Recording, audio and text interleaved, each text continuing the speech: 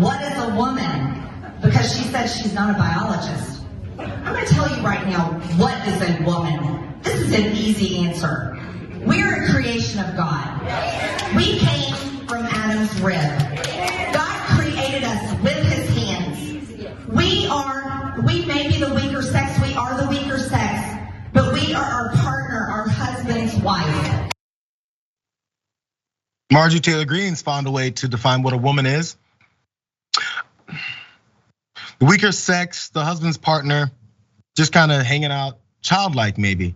I don't know, maybe she should add that part because that's definitely the picture that I got.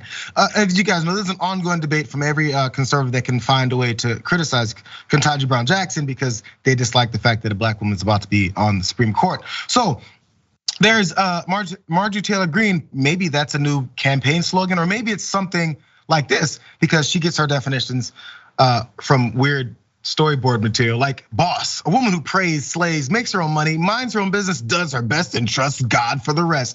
It totally looks like something that she would have looked off of for another definition. But this one's probably a little bit too empowering because that woman prays and slays. Definitely not anything Marjorie Taylor Greene wants them to do. Now, by the way, the reality of, because Madison Cawthorn also jumped in on this other day and he said that scientists, you have to believe scientists. You can't be like Burger King and just have it your way by what a woman is.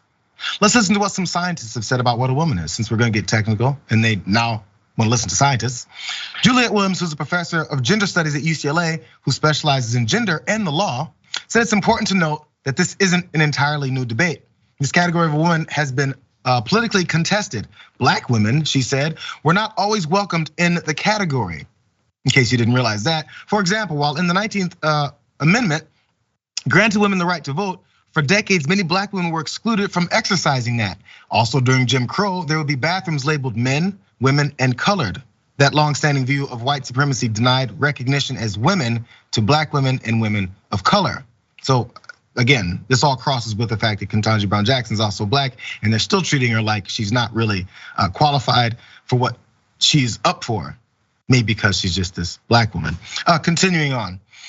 So while traditional notions of sex and gender suggest a simple binary, if you were born with a penis, you are a male and identify as a man, and if you're born with a vagina, you are female and identify as a woman. The reality, gender experts say, is more complex than that. There isn't one single biological answer to the definition of a woman. There's not even a singular biological answer to the question of what is a female, is what Rebecca Jordan Young, a scientist and gender studies scholar at Barnard College said. There are at least 6 different biological markers of sex in the body: genitals, chromosomes, gonads, internal reproductive structures, hormone ratios, and secondary sex characteristics. None of the 6 is strictly dichotomous.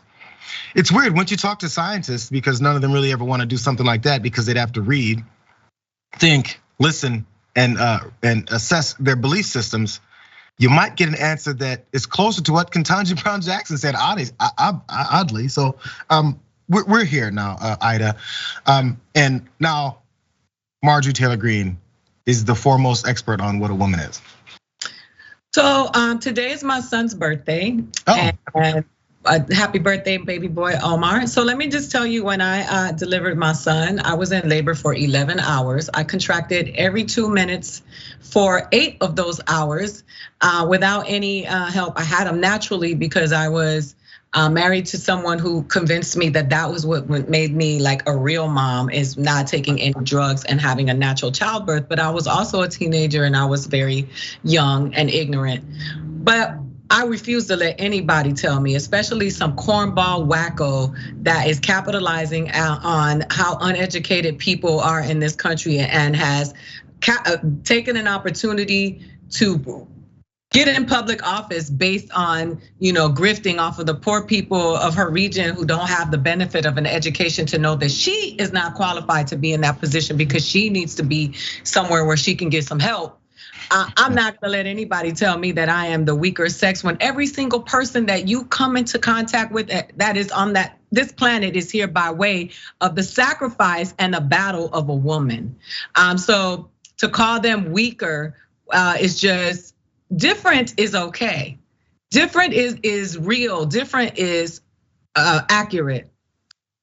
Weaker is unacceptable. And the fact that there are people who idolize this woman and see her as the epitome of strength, the epitome of power. And she is self-admittedly telling you that she is weaker than everybody else that's a man in her workplace. So she shouldn't even be there. Why are you there if you are the weaker? If you're second in command, why are you in charge of my territory? Why are you speaking on behalf of me if you are weaker? I would love to see her answer to that question. I would love to see her answer that question. And if there's a man that's running against her, shouldn't she concede and be like, I'm gonna hand it over to the more powerful, even if it's a Democratic man, I'm gonna hand over to him because he's a man and he's stronger than me. I'd love to see the answer to that question.